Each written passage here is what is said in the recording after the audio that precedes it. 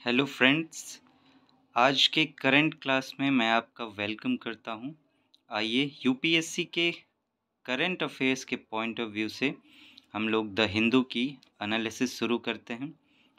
चलते हैं पहले न्यूज़ आइटम की तरफ जो यूपीएससी के पॉइंट ऑफ व्यू से इम्पॉर्टेंट है। शुरुआत करेंगे फ्रेंड्स एडिटोरियल पेज से। आज इस पेज में ये आपके लिए इम्पॉर्टेंट है, देखिए a back sliding curbs on financing of civil society bodies denote eroding civil liberties. पहले मैं ये आपको पूरा दिखा देता हूँ।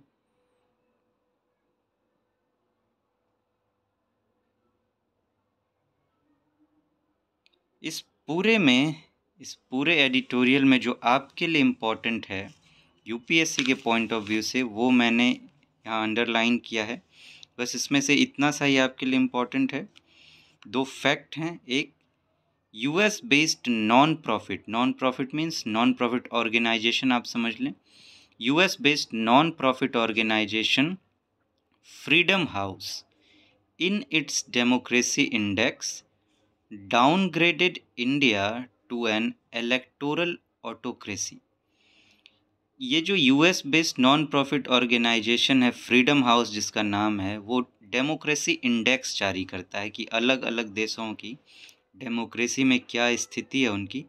तो इसने इंडिया को डाउनग्रेड कर दिया था, मतलब कहा कि यहाँ पे डेमोक्रेसी पूरी तरह नहीं है, यहाँ इलेक्टोरल ऑटोक्रेसी है कि जो चुन के आते हैं वो अपना राजतंत्र जैसा चलाते हैं। डेमोक्रेसी यहाँ नहीं है उस तरह से जिस तरह से होनी चाहिए, डाउनग्रेड कर दिया गया उसको।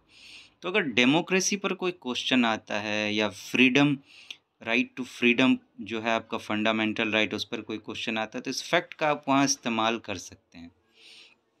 प्लस ये आर्टिकल जो है ये सिविल सोसाइटी से रिलेटेड है। ये एडिटोरियल सिविल सोसाइटी, एनजीओज भी जिसे आप कहते हैं, नॉन गवर्नमेंटल ऑर्गेनाइजेशंस। अगर आप अपना जीएस पेपर 2 का सिलेबस देखेंगे तो उसमें आपको मिलेगा ये एनजीओज आपके सिलेबस में है, नॉन गवर्नमेंट ऑर्गेनाइजेशन।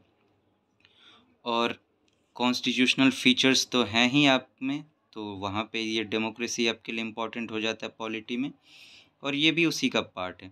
तो इसमें देखिए एक लाइन आप कंटेंट के रूप में, मैं बात करता हूँ कि जब आप एग्ज़ाम में आंसर राइटिंग करेंगे तो आपको फैक्ट्स और कंटेंट्स की ज़रूरत पड़ेगी। तो ये इस तरीके की चीज़ें फैक्ट्स होती हैं। अब कंटेंट आप बॉडी में लिखेंगे, तो अगर सिविल सोसाइटी और एनजीओज़ पर क्वेश्चंस आते हैं, जो कि जिस तरह से इस बार माहौल बन रहा है, बहुत सारे के एफसीआरए के लाइसेंसेस कैंसिल हो रहे हैं, एनजीओज़ के बहुत सारे एनजीओज़ के लाइसेंस कैंसिल हो रहे हैं, तो इस पर क्वेश्चन बन सकती है मेंस में। तो एक लाइन आप ये भी कंटेंट में अपने रखेंगे। आप, जैसा कि मैंने आपसे कहा था कि आपको 2 नोटबुक बनाने चाहिए अपने, एक प्रीलिम्स के पॉइंट ऑफ व्यू से, एक मेंस के पॉइंट ऑफ व्यू से। जो टॉपिक्स प्रीलिम्स के पॉइंट ऑफ व्यू से इम्पॉर्टेंट हो उन्हें आप वहाँ तैयार करें, और जो मेंस के पॉइंट ऑफ व्यू से आपको इम्पॉर्टेंट लगते हैं उसमें आप टॉपिक के हिसाब से फैक्ट्स और कंटेंट्स लिखते चलें। तो सिविल सोसाइटी के टॉपिक में आप ये एक लाइन जोड़ लें कि setting of the finances of civil society organisation, कि सिविल सोसाइटी ऑर्गेनाइजेशन के जो फाइनेंसेस को गवर्नमेंट रोक रही है, शट ऑफ कर रही है, इससे होगा क्या, कर रही है और किस किस पे, ऑन फ्लिम्सी ग्राउंड्स। खैर ये आपको देने की ज़रूरत नहीं है फ्लिम्सी ग्राउंड्स है या नहीं है, आपको आप ये लिखें कि setting of the finances of civil society organisations is an example of civil liberties erosion, या फिर इरोजन ऑफ सिविल लिबर्टीज। कि अगर इस तरीके से सिविल सोसाइटी ऑर्गेनाइजेशन के फाइनेंसेस को आप रोक देंगे, तो सिविल सोसाइटी ऑर्गेनाइजेशन लोगों के लिए काम करते हैं, उनके भलाई के लिए काम करते हैं, तो उनका जो लिबर्टी है, स्वतंत्रता है सिविल लोगों का, उस पे उसका इरोजन होगा और ऐसा लगेगा कि राजतंत्र चल रहा है। तो ये आप इसमें आपके लिए इम्पोर्टेंट है। अब चलिए हम लोग नेक्स्ट पे चलते हैं। दूसरा ये इम्पॉर्टेंट है आपके लिए, the growth of India Bangladesh ties. ये मैं पहले आपको पूरा दिखा देता हूँ।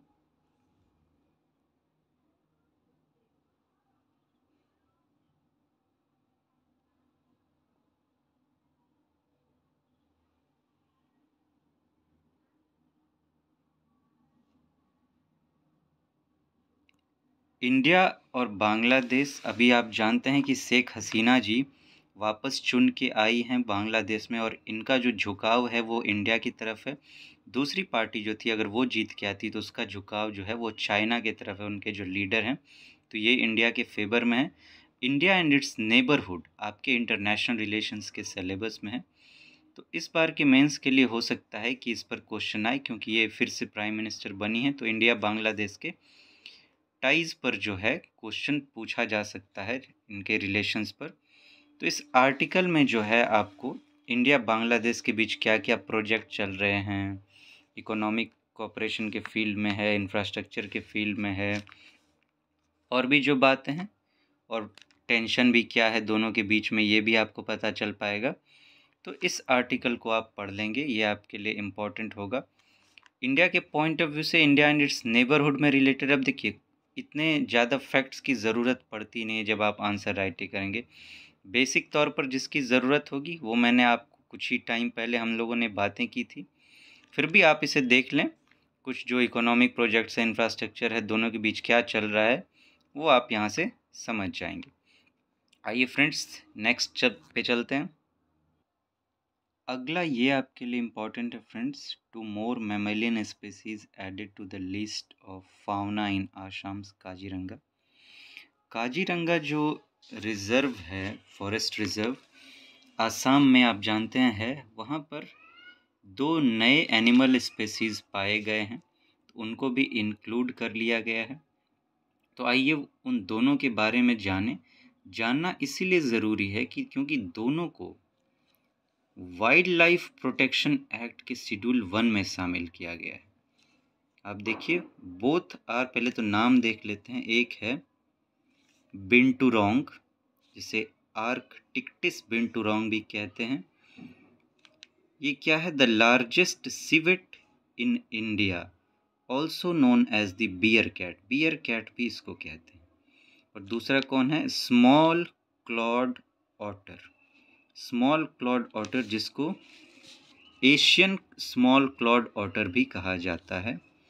इन दोनों को both are listed under schedule 1 of the wildlife protection act of 1972। Schedule 1 जो है वाइल्ड लाइफ प्रोटेक्शन एक्ट का, इसमें हाईएस्ट प्रोटेक्शन दी जाती है। इस पर यूपीएससी प्रीलिम्स में क्वेश्चन पूछता रहा है। अगर किसी स्पीसीज़ को शेड्यूल 1 में शामिल किया जाता है, एक बार ऐसा क्वेश्चन आया था, तो स्टेटमेंट ये था कि if a species listed under schedule 1 of the wildlife protection act of 1972, it will be given protection equal to tigers, कि उनको टाइगर के बराबर प्रोटेक्शन दी जाएगी। और ये सही है, क्योंकि टाइगर को भी शेड्यूल 1 में ही रखा गया है। तो अगर इनको लेके कह दिया जाए तो आप उसे सही मानेंगे। और इन स्पेसी को भी आप ध्यान में रखिएगा। बिंटूरोंग, स्मॉल क्लॉड ऑटर, हो सकता है पूछा जाए, क्योंकि ये नए हैं और शेड्यूल 1 में मेनली इन्हें शामिल किया गया, तो पूछा जाए कि ये कहाँ पाए जाते हैं, तो आसाम में पाए जाते हैं, आसाम के काजीरंगा में मिलते हैं। थोड़ा सा काजीरंगा के बारे में देख लीजिए कि काजीरंगा जो है यूनेस्को वर्ल्ड हेरिटेज साइट है। इसे यूनेस्को वर्ल्ड हेरिटेज साइट में शामिल किया गया था। अब जरा सा इन दोनों स्पेसी के बारे में देख लेते हैं।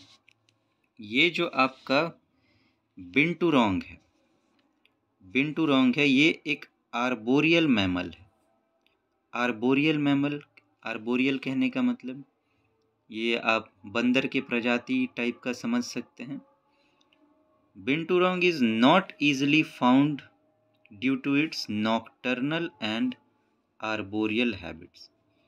जल्दी मिलता नहीं है ये जो है, क्योंकि ये नॉकटर्नल होता है। नॉकटर्नल मतलब not active during the day, ये रात के समय में निकलता है, दिन के समय में छुपा हुआ बैठा रहेगा। और आर्बोरियल आप समझ गए, बंदरों जैसी। तो इसका जो डिस्ट्रीब्यूशन है, ये कहाँ पाया जाता है? ये एक्सक्लूसिव है कहाँ? North east in India. India का जो नॉर्थ ईस्ट पोर्शन है, मेनली वहीं पाया जाता है, इसके बाहर आप इसे नहीं देखेंगे। और दूसरा जो है स्मॉल क्लॉड ऑटर, ये वर्ल्ड का स्मॉलेस्ट ऑटर स्पीसीज है, स्मॉलेस्ट वर्ल्ड्स ऑटर। तो आप ये ध्यान रखें। इसे एशियन स्मॉल क्लॉड ऑटर भी कहा जाता है। इसका डिस्ट्रीब्यूशन बड़ा है। ये इंडिया से ले लीजिए, फिर आपको इंडिया के ईस्ट में चले जाइए, south east Asia, southern China, वहाँ भी मिलता है। ये फ्रेश वाटर हैबिटेट है, फ्रेश वाटर में पाया जाता है। और ये फिश, क्रस्टेशियंस, मॉलिस्कस ये सब चीज़ें खाता है। तो खाने का आप ध्यान ना भी रखें, फ्रेश वाटर स्पेसीज है। मेनली जो आपको ध्यान रखना है वो ये कि ये दोनों को schedule 1 of wild life protection act में शामिल किया गया है और ये दोनों आसाम में मिले हैं, आसाम के काजीरंगा में। चलिए फ्रेंड्स, अब नेक्स्ट न्यूज़ आइटम पर चलते हैं। अगला ये आपके लिए इम्पोर्टेंट है। With just 2 speakers a language in Kerala with no script is on the brink of extinction. ये पूरा अपने आप में आपके लिए इम्पोर्टेंट नहीं है, इसमें बस 2 पॉइंट आपके लिए इम्पोर्टेंट है। एक, चकालिया कम्युनिटी। चकालिया कम्युनिटी, इस टाइप के क्वेश्चंस यूपीएससी पूछता है कि कोई कम्युनिटी का नाम दे देगा, ट्राइबल कम्युनिटी है, ये कहाँ से बिलोंग करते हैं। तो चकालिया कम्युनिटी केरल का है, ठीक। और साथ में जिस लैंग्वेज की यहाँ बात की जा रही कि जो डेंजर में है, उस लैंग्वेज का नाम क्या है, मधिका। तो हो सकता है ये वर्ड आपको दे दिया जाए और पूछे यूपीएससी कि ये क्या है, ठीक है। तो आप ध्यान रखेंगे, मधिका एक लैंग्वेज है। तो आज के लिए ये सारे आपके लिए इम्पोर्टेंट थे फ्रेंड्स। हम लोग फिर मिलेंगे और बातें करेंगे। Thank you so much. Have a nice day.